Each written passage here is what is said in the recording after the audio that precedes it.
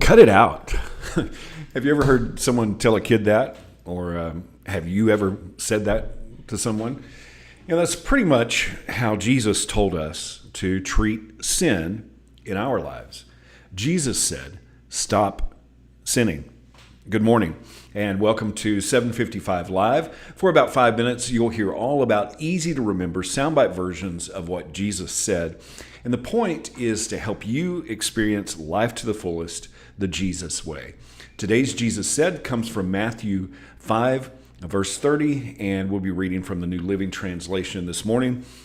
And if your hand, even your stronger hand, or better hand, causes you to sin, cut it off and throw it away.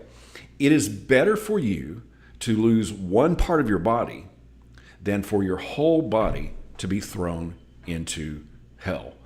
So the soundbite version of what Jesus said there, cut it out.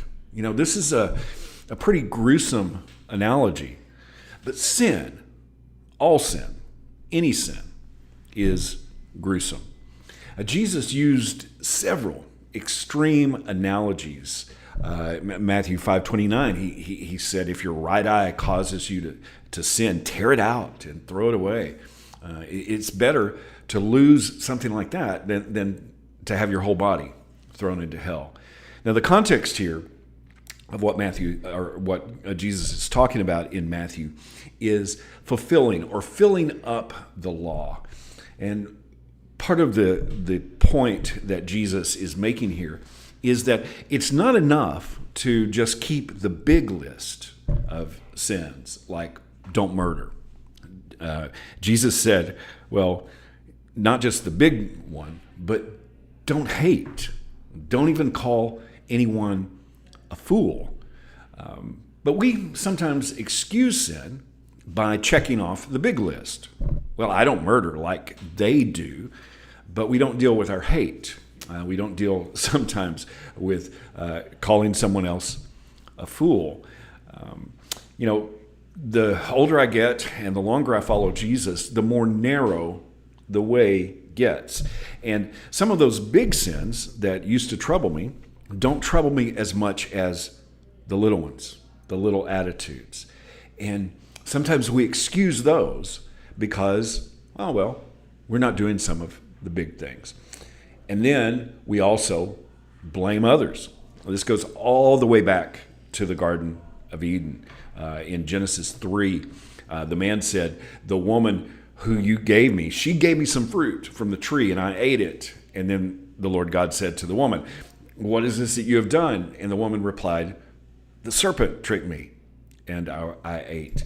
So this very first sin, we see the response of not taking the blame for it ourselves, but blaming someone else. You see, our first response to our own sin is often to blame someone else. But excuses are useless. How should you respond to awareness of your own sin? Jesus said, cut it out, no matter what it takes.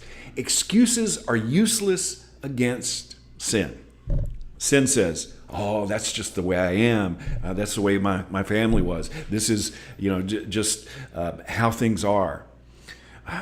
But Jesus says, Live the way I command. That's who you are. You're a new creature. Defeating sin is something that we can also help each other with. That's why we not only need a committed relationship with Jesus, but also with other Jesus followers. That's what helps us together as we confess our faults one to another. If we're committed to showing up for someone else, we have built-in accountability. One of the verses that helped inspire the name of our church, Today Church, is from Hebrews 3:13, where it says, "You must warn each other every day while it is still today, so that none of you will be deceived by sin and hardened against God." Cut it out. That's what we need to do.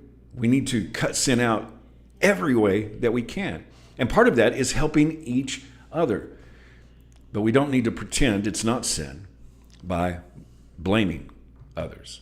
Jesus said, "Stop sinning." How can you put that into action today? Thank you so much for listening. If this is meaningful to you, it really does mean a lot to me. If you like it, if you share it, if you comment, I really appreciate you.